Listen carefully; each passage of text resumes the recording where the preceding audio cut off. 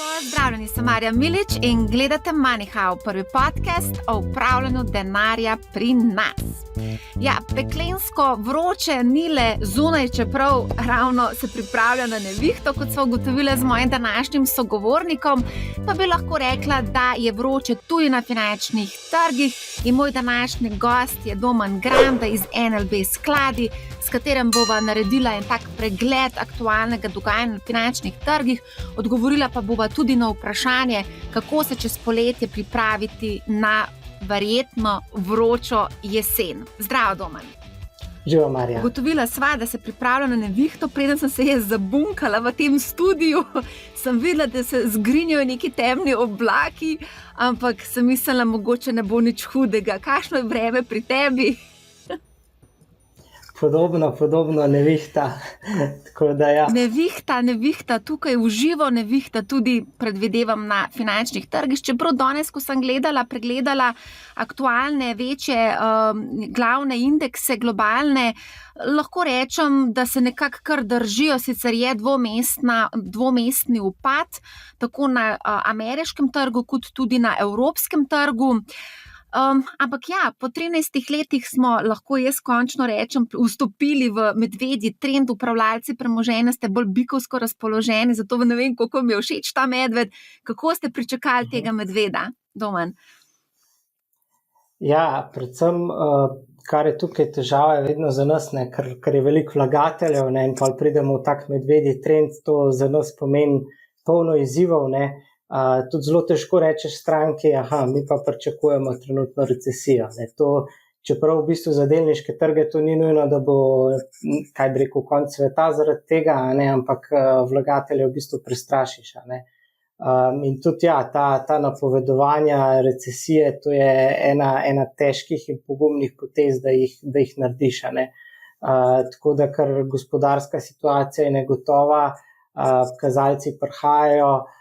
Tudi videli smo, če smo recimo konec lanskega leta vsi nekako pričakovali še neko prehodno inflacijo oziroma lansko leto tak čas, kako je vse neka ruska kriza v kombinaciji z zaprtjem na Kitajskem in večjim povpraševanjem v Ameriki vse nekako postavlja na glavo in scenarij za letošnjo leto bistveno spremenili. Zdaj, ko praviš, da je napovedovanje recesije pogumna zadeva, lahko rečem, da je v tem trenutku izredno veliko pogumnih analitikov in upravljalcev, kajti recesijo vsi napovedujejo. Vprašanje pa seveda, kdaj se bo ta recesija zgodila. Zdaj, tisti najbolj pesimistični pravijo, da lahko vidimo že letos jo, nekateri malo bolj optimistični, pa vendar še vedno pesimistični, pa napovedujejo prihod recesije naslednje leto. Kako ste se pa vi orientirali recimo v skladih, kako se zdaj v bistvu nekako menedžirate sklade v pričakovanju te recesije? Mi zdaj tako vsi tako govorijo zelo veliko recesija. Kar se mi bolj sprašujemo, kot to, a bo recesija ali ne bo, se bolj sprašujemo, kako močno upočasnitev gospodarske rasti pričakujemo. Se pravi, bomo govorili o neki, da bo tehnična recesija, tako da bojo lahko nekateri rekli, da smo imeli recesijo, a bomo govorili o neki blažji recesiji, ki bo trajala 3 kvartale, ali bomo na koncu govorili o neki hujši recesiji, ki bo pomenila neko dolžniško krizo,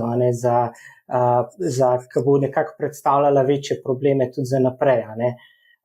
Tako da ja, tle, kar je naš osrednji scenarij trenutno je, da nekako v naslednjem letu pričakujemo, tako kot veliko nekako napovedovalcev, tudi mi stopamo na to stran, da nekako, če so centralne banke se odločile, da v bistvu je inflacija trenutno glavni problem, jih skrbi, da bi nekako ostala z nami dlje časa, je edina realna stvar, ki jo lahko narediš, da res močno zabremzaš gospodarstvo oziroma greš v neko blažjo recesijo. Zdaj tisto, da recesije ne bomo videli, mogoče se jim posreči, da pridemo do tega scenarija, ampak kar mene pri centralnih bankah mogoče kratkoročno skrbi je to, da ne bojo dosti hitro reagirale. Tako kot so mogoče v lanskem letu, čeprav je bila visoka v bistvu zaposlenost, odlična gospodarska rast, imeli so inflacijo, pa so pač označili za prehodno, namesto da bi nekako reagirali, so ohranili zelo ekspanzivno monetarno politiko in nekako skrbi me, da se bo to v obratni smeri ponovil tudi trenutno. Je pa dejstvo, da tudi, ko gledamo trenutno vodilne ekonomske indikatorje, vsi kažejo močno navzdol, hkrati imaš centralne banke, ki ob gospodarstvu, ki se upočasnjuje, grejo še kaj bi rekel, še dodatno ta cikl spodbujajo, je nekako tukaj kar ni nekako presenečenje, da smo v fazi, ko večina kaj bi rekel, ljudi nekako kar pričakuje recesijo. To je ena tistih bolj pričakovanih recesij. Kar bi pa tukaj poudaril, je pa, da mi nekako pričakujemo, da bo to ta nekakšna recesija, ki bo mogoče celo dobrodošla z tega naslova, da bo pa presekala ta gordijski vozel inflacije. Se pravi, da se bomo s tem rešili te pretirane inflacije, ki bi se lahko vlekla naslednjih 10 let, bomo za to neko mogoče blažjo recesijo to prekinili in bomo lahko šli nekako v normalnih razmerah brez neke dolžniške krize naprej. Tako da na to se pol mi nekako poskusimo pozicionirati, kar se nam zdi najboljše. Ko omenjaš centralne banke in njihove reakcije, odzive, ukrepe, ravno danes je Christine Lagarde na Portugalskem imela svoj govor, ker je v bistvu napovedala oziroma še enkrat izpostavila, da je inflacija resen problem v evroobmočju. Kljub tej resnosti, trenutno je v evroobmočju 8,1% inflacija, v petek bomo izvedeli novejše podatke, pa je vseeno napovedala postopno dvigovanje vseh treh ključnih obrestnih mer in sicer za 25 bazičnih točk v juliju. Potem smo seveda gledali takoj prve odzive in komentarje analitikov na Bloombergu in smo ugotovili, oziroma analitiki ugotavljajo, da morda je ECB prepočasna in premalo agresivna pri svojem ukrepanju. Kakšno je pa tvoje mnenje? Treba je mogoče pogledati tudi podatke. Če gledamo zadnje podatke, se pravi zadnjo anketo med proizvodnimi podjetji v evroobmočju je ta faktor bil pod 50, se pravi, že nakazuje upočasnjevanje. Tako da tukaj na drugi strani, kar se tudi treba zavedati, mi imamo problem, kar je že v bistvu Evropska centralna banka reagirala, da če oni bi prehitro dvigovali obrestne mere, če se povečajo zraven tudi spredi na te slabše države, lahko nazaj gremo v dolžniško krizo. Tako da z tega vidika je tako, tudi treba je pogledati mogoče tudi kakšna je ta osrednja inflacija, pa dejansko iz kje izhaja. Če mi primerjamo evropsko pa ameriško gospodarstvo, v Ameriki je problem, ker je tudi potrošnja na res rekordnih nivojih, tam so bile spodbude bistveno večje in moja ocena je, da se tisto gospodarstvo bistveno bolj pregrelo kot evropsko. In zaradi tega je tam treba praktično ročno zavoro potegniti, medtem ko v Evropi pa nekako stopicamo na mesto. Se tudi, če gledamo Japonsko centralno banko, oni še niso sploh Japonska kot država še ni sploh dosegla predkoronskih ravni glede gospodarstva. In pa na drugi strani nekdo pričakuje dvigante obrestne mere, kar je neka supply side inflacija. Se pravi, drugače v Ameriki, kjer pa je gospodarstvo bilo na steroidih zadnje pol leta. Res je, ja. A greva, glede na to, da sem imela zdaj zadnje 2 epizodi, ker smo zelo natančno obdelali ECB, FED in druge centralne banke, greva mi da vseeno malo pogledati na delniške trge, dajva mogoče pogledati, nekako se je pričakovalo, da bo nervoza na trgu večja po vsem dogajanju. Zdaj, danes sem gledala VIX, indeks strahu, očitno se je ta strah nekoliko polegal in sicer padel je pod 30, nehajno torej se umirja. Ali je mogoče že ta strah oziroma ta napoved recesije napovedan oziroma uračunan v tečajnice in zaradi tega, da se je strah nekoliko mogoče malo polegal? Zdaj predvsem je tako, še zmer mogoče se mi zdi, da tale strah, ki se je polegal, so nekako malo prišli v nakupe tisti, ki so mogoče že rekli, to je v bistvu že to, mogoče sploh ne bo recesije, hkrati kar je zanimivo, in kar pa nas na drugi strani skrbi v danem trenutku je, da recimo razne napovedi za rast dobičkov, pa še kar ostajajo zelo visoke, in za letošnje leto in za naslednjo leto, In kar je z tega, se pravi, nekako S&P 500 je šel v medvedi trend, zdaj smo videli nek odboj, ti odboji vmesni so čisto pričakovani. Zdaj, kratkoročno se pravi, mene skrbi, da ko bomo mi šli v neko mogoče blažjo recesijo oziroma ko se bodo te slabši kazalci prihajali ven, Na začetku smo recimo bili tako kot prejšnji teden celo veseli, ne, inflacija se bo mogoče z tega naslova začela umirjati, ne, ampak hkrati bo pa prišla tudi skrb, kaj pa bo z gospodarstvom, a bo to naprej, ne vem, recimo nepremičninski sektor, a bo tam prišlo do nekega spuščanja tega balončka, a bo v bistvu prišlo do nekih drastičnih problemov, ne. In mislim, da takrat zna biti priti še do neke panike, a ne, naprej.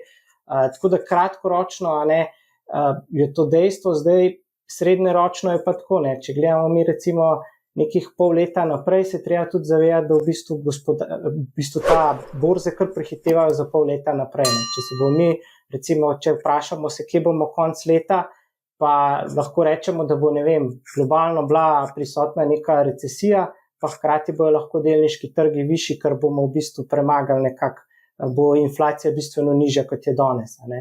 Tako da in centralne banke bojo lahko že obrnile svojo ploščo, ne.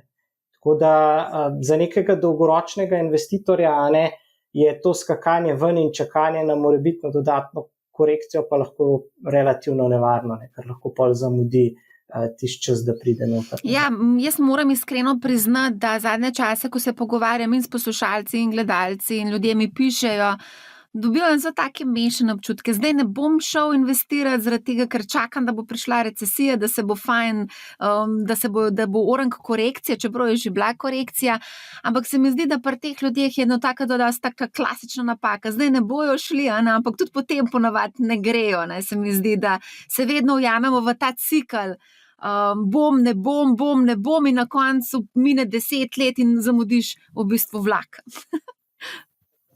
Kakle recimo, se jaz spomnim, dosti podobna zgodba je bila takrat, sam dosti krajša perioda je bila, ne, je bilo 2018, ne, ko so se isto začeli dvigati obrestne mere, Kitajska se je ohlajala, je bila cela panika, ne, in jaz se spomnim, takrat so eni, že prej so čakali, kot da bo korekcija, takrat so bili pol prestrašeni in pol oni v bistvu vse do zdaj še niso sploh vstopili, recimo, a ne, tako hoče reči, so čakali vmes ogromen enega dogajanja, tudi če gre zdaj le še 10% navzdol, bojo v bistvu vstopali višji, kot bi takrat, a ne.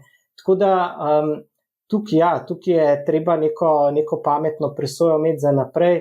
Jaz recimo, kar v takih negotovih časih, ne treba se zavedati, je povišana negotovost, ne vemo, kaj je, ampak ja, jaz recimo, ne vem, tudi enemu kolegu kakorkoli bi svetoval še zmeraj v trenutnih razmerah, da recimo se nekako 2/3 premoženja tako investira, za 1/3 se pa recimo počaka, ne, ker to, da ti izostajaš iz borze z denarjem, ne, zraven ti pa inflacija poje premoženje, je lahko zelo nevarno, ne, ker tisto temperanje, kdaj točno noter iti, je kar problematično. To se vidimo, ne, prejšnji teden, en teden plus 5%, 1, 2, 3, ne, oziroma v 2 dni. Za te 2/3 jaz tudi mislim, da je potrebno postopoma te 2/3 plasirati, ne z danes na jutri, gremo vse 100 000 evrov dati po možnosti en sklad ali pa v eno regijo ali pa eno panogo, no. Skratka, okej, recimo zanimivo je tudi to, kot sem že večkrat povedala, indeks strahu in pohlepa, ki ga CNN izračunava iz različnih kazalnikov, med drugim tudi iz VIX-a. VIX je tudi vključen v tem izračunu. Daj mi povej, zdaj sem tudi gledala statistiko na ATVP-ju, ki kaže, da vsem se tudi vlagatelji v vzajemne sklade so nekako se ustavili, malo se umikajo oziroma ne grejo, manjša vplačila, neto vplačila so, no, to želim v bistvu povedati. Tako je, ja, pri nas, kar mi zaznavamo, je predvsem to, da so vlagatelji bistveno bolj previdni, ne, malo prestrašeni, berejo recesiji, tretjo, in z tega naslova so prestrašeni, bistveno previdnejši pri vplačilih, ne, tako kot si rekla, vsi bi zelo postopoma prišli na trg, redko kjer da upa večji znesek vplačati, ne, in hkrati, kar je za zaznavati, je tudi tako malo tipanje terena, ne, nas malo več pokličejo, vprašajo, kje stojimo, malo več vprašajo, kako gledamo na situacijo, da malo bolj razložimo stvari, ker od začetka, ko so bile tele žarine, so pa sam povejte, kje sklade mi bomo vplačali, ne, sam, da ne bojo plačali negativnih obrestnih mer. Tako da klej je bil kar en ta premik, ampak ja, sama panika med vlagatelji je pa še daleč od tiste, recimo, ki smo imeli v času korona krize, ne. Nekako jaz ugotavljam, da ta panika med našimi vlagatelji domačimi je zmer tudi zelo odvisna. Večji, ko so padci, večja je pol panika, ne. več je pol tudi klicev in tega, in kar je tudi tako treba razumeti danes, ne, recimo za nekega evropskega vlagatelja v evrih so tečaji recimo zdaj po tem odboju preko minus 12%, ne, neki globalni, ne, kar je še zmeraj relativno zmerno, ne. Drugo je recimo za Američane, ki gledajo minus 20 oziroma tisti, ki je bil v nekem Nasdaqu, ima praktično ogromne izgube ali pa kakšne posamezne delnice. 30% je Nasdaq letos dol, posamezne delnice, sploh growth delnice so pa 60-70, ravno danes smo gledali te delnice kriptopodjetij, ne. To so bile pa tudi kar boleče korekcije, 65-70% upadi, ne. Ampak zanimivo, gledala sem tudi potem v bistvu nekako na ANR napovedi analitikov, smiselnost nakupa investicije, ne.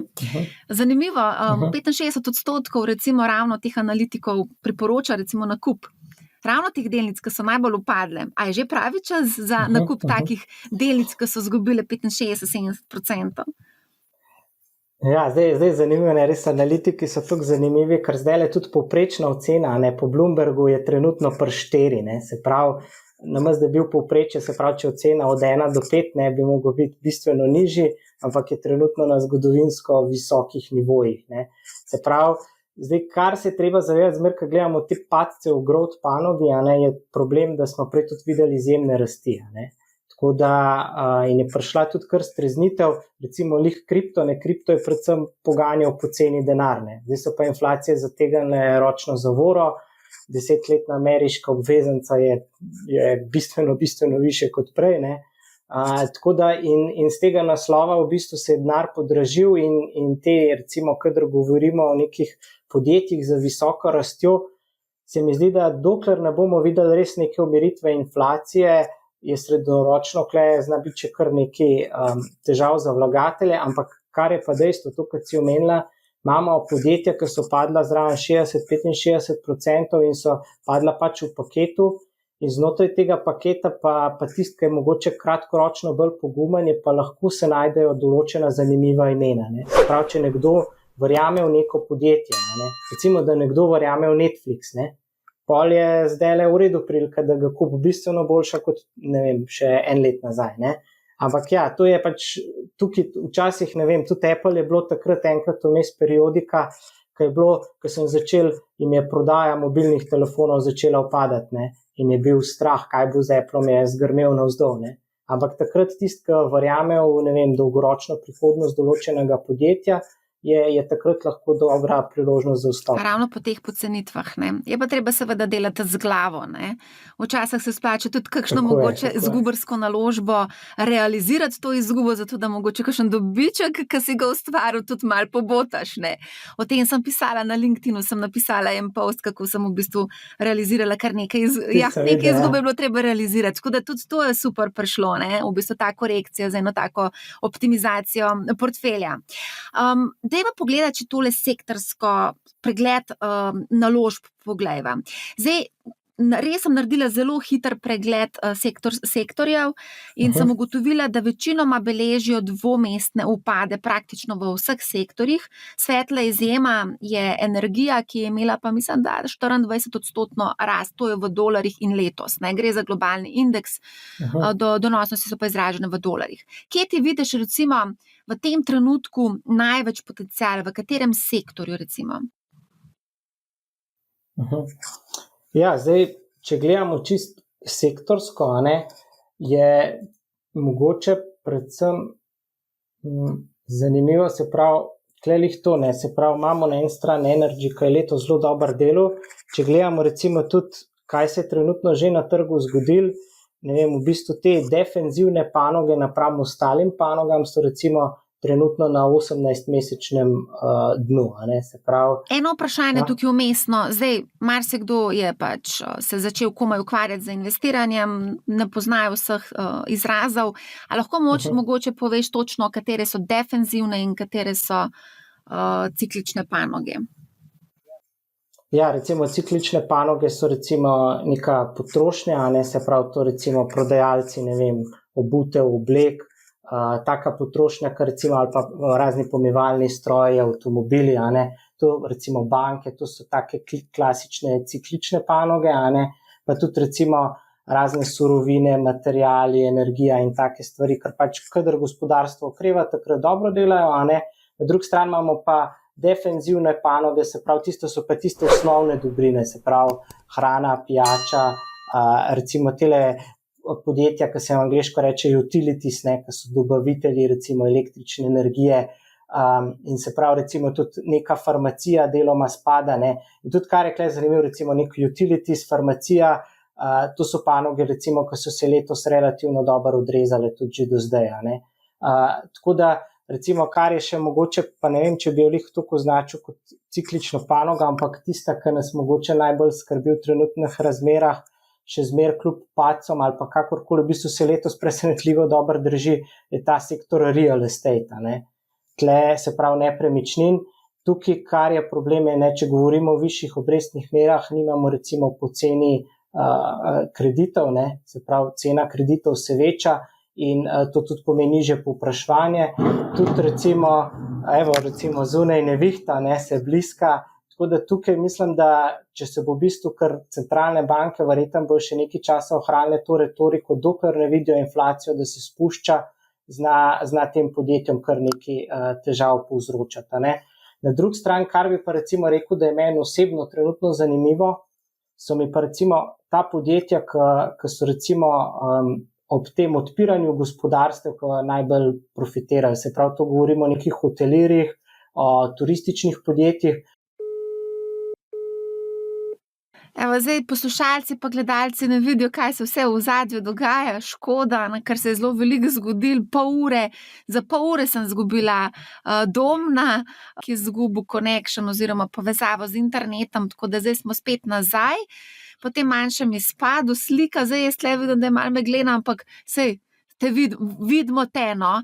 V glavnem, a greva kar naprej, zdaj komentirala sva sektorje, nazadnje sva ostala pri nepremičninskem sektorju, tukaj se svetoval previdnost, mogoče, če se dotakneva zdaj za obdobje takih negotovosti, marsikdo pogleduje proti zdravstvu, farmaciji, je mogoče to interesantno?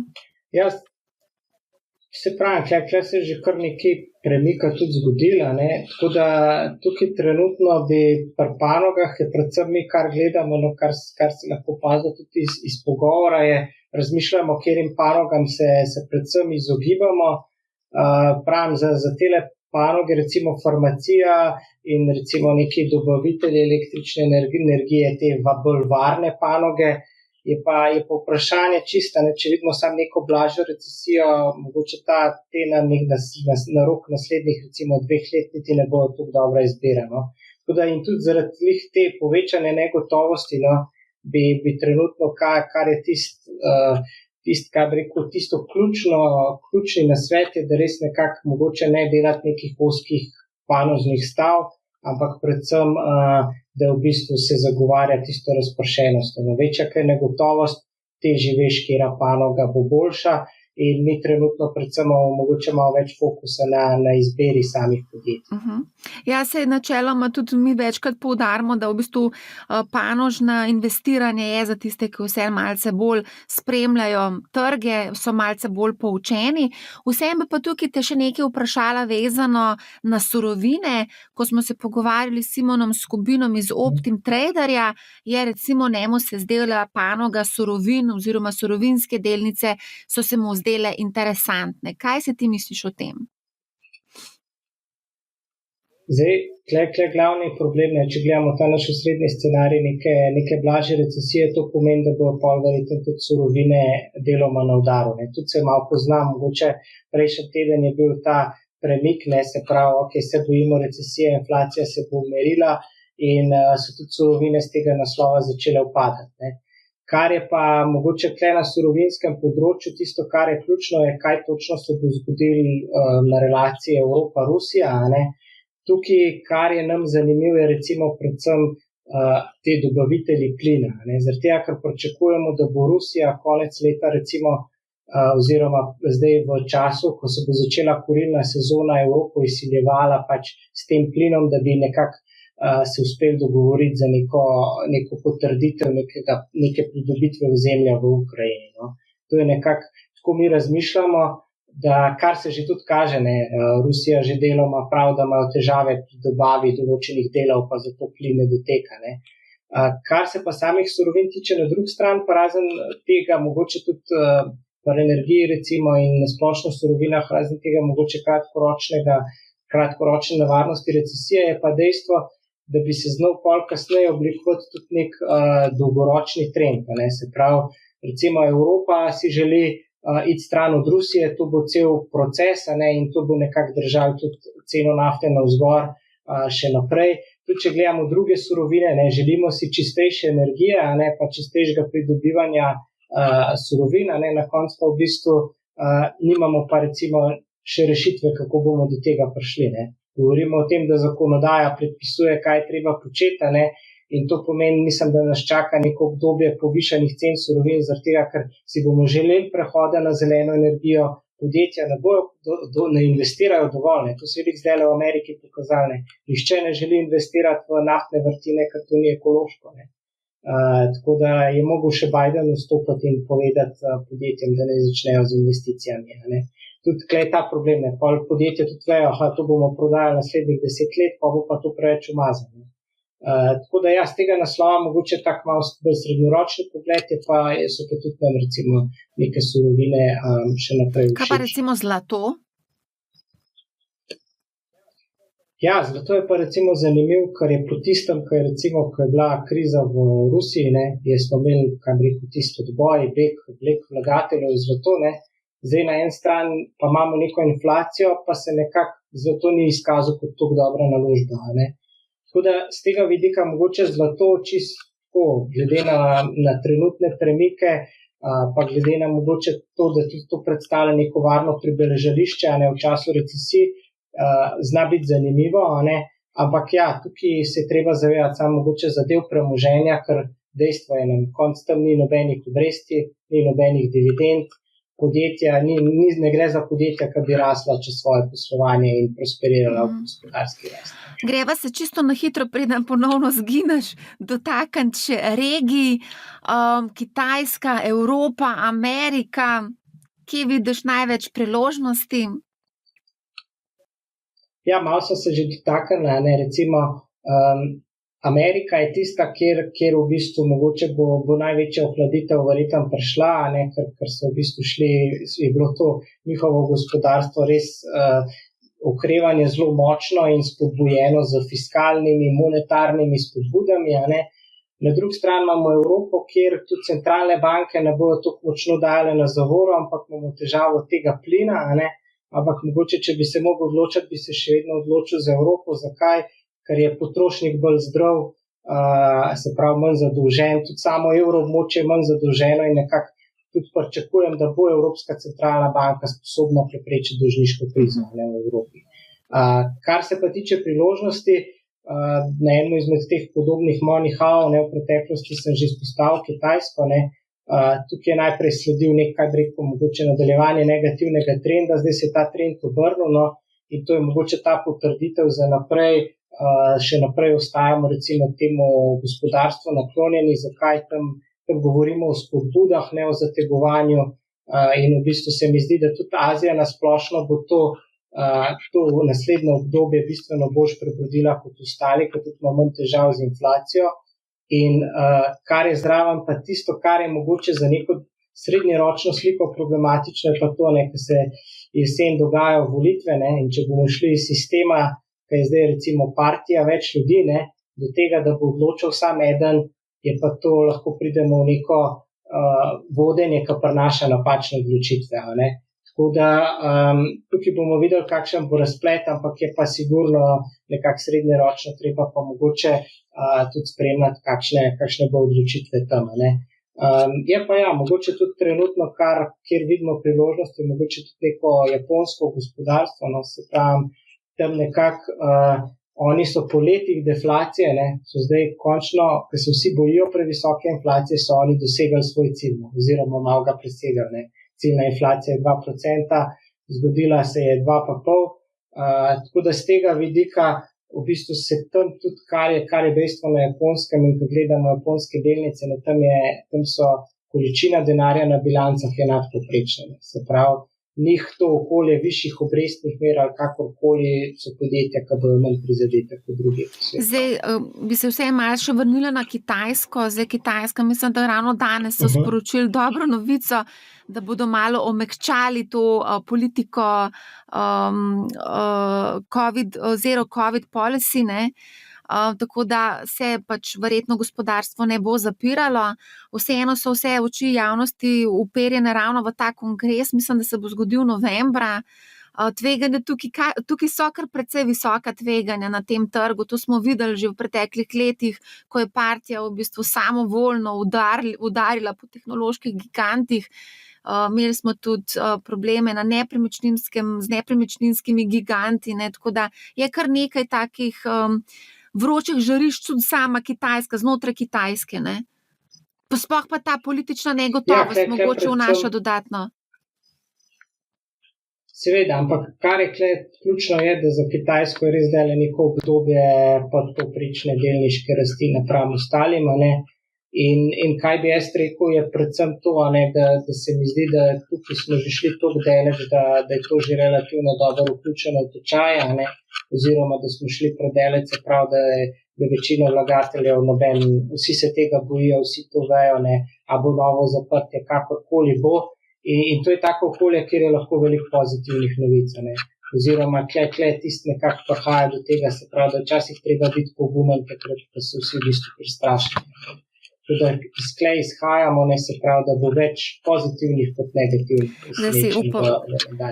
Zdaj si citiral znanega Warrena Buffetta, vseeno je treba tudi nekaj znanja imeti, pa se zavedati, da so v takih trgih, na takih trgih tudi velika tveganja, in za tiste, ki niso dobro nekako poučeni ali pa izobraženi o teh trgih. Videli smo, da če ne razumeš kitajščine ali pa če ne spremljaš kitajskih medijev, to lahko povem tudi na lastni izkušnji, lahko tudi kar precej zgubiš denarja, ne? Ja. Je pa sicer res, ne, spet ni pa to, veš, kaj bi rekel, tako majhno gospodarstvo, ne, to je drugo največje svetovno gospodarstvo, ne, ampak je pa dejstvo je razlika, kaj gledaš ZDA ali pa Kitajsko, to je drastična razlika v sistemu kapitalizem pa demokracija v ZDA, na drugi strani neka posebna svoja zgodba na Kitajsko, to je dejstvo. Že v sami transparentnosti podatkov je zelo velika razlika, a ne? A greva za zaključek v bistvu odgovoriti na vprašanje, kako se čez poletje pripraviti na jesen, kaj svetuješ vlagateljem? Kot v bistvu sem že nekako izpostavil, predvsem bi se izogibal tem, ne bi pretiraval za nekimi temi panogami še v tem trenutku, ko so nagnjeni na gospodarsko rast, če pričakujemo neko upočasnitev. Hkrati, kar je tisto, bi bil recimo trenutno še malo bolj previden na splošno pri delniških naložbah, pri vstopanju, ampak nikakor pa ne bi šel v to, zdaj ne vem, je sprememba nekih razmer, jaz sploh ne bom vstopil na trg, ker kot so se že pogovarjala, tudi da nekdo ostane z trga, je lahko se na koncu izkaže kot zelo divja poteza in vedno je treba se pa vprašati, kdaj pa bom vstopil. Ker recimo, če gledamo, dejstvo je, ne, da kot si rekla, S&P 500 je že v medvedjem trendu bil vmes kratkoročno, ne, se pravi, zdaj se je nekaj popravil, ampak hoče reči, padci Nasdaq, ne, več kot 30%, ne, to že niso spet tako majhni padci, se pravi, marsikaj je že vključeno v tečaje, ne. Tako da tisti, ki imajo neke portfelje postavljene, predlagam, da mogoče ohranijo mirno kri, pa nadaljujejo skladno z nekim naložbenim profilom, kar je pa tisto zlato pravilo, se pravi pa razpršenost, se pravi globalno, panogah in pogumno naprej. In po pameti. Mogoče sam še za zaključek, ko sem te čakala, da se priklopiš nazaj, ne, sem šla malo brati in berem tukaj, da je prvi mož Jupiter Fund Managementa, Andrew Formika, povedal: I just want to go sit at the beach and do nothing. I'm not thinking about anything else. Tip je dal odpoved in se odločil, da gre malce sedeti na plažo. Kaj pa ti planiraš čez poletje? Boš gledal tečajnice, boš trepetal pred recesijo, boš ležal na plaži? Ja, pa res je.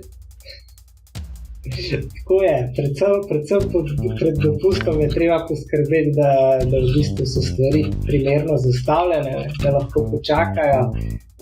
Zdaj je pa tako, pravim, treba imeti, da imamo kar široko ekipo, tako da jaz sem lahko na dopustu relativno miren, ker pri nas tudi vsak upravitelj lahko marsikaj znotraj tega razpona reagira, nekdo me tudi nadomešča, v času moje odsotnosti.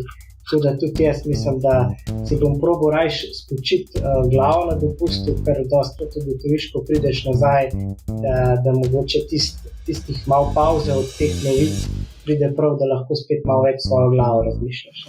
Se strinjam, ni potrebno vsak dan gledati na tečajnico, od tega te lahko res boli glava.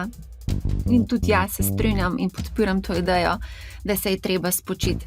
Doma, najlepša hvala za debato, kljub vsem težavam smo nekako zvozila do konca. Ja, hvala tebi, Marja, hvala za vabilo. Če imate kakršnokoli vprašanje, mi pišite na marja@money-how.si ali pa preko katerega od družbenih omrežij. Poslušajte Money How, ne bo vam žal in lep pozdrav!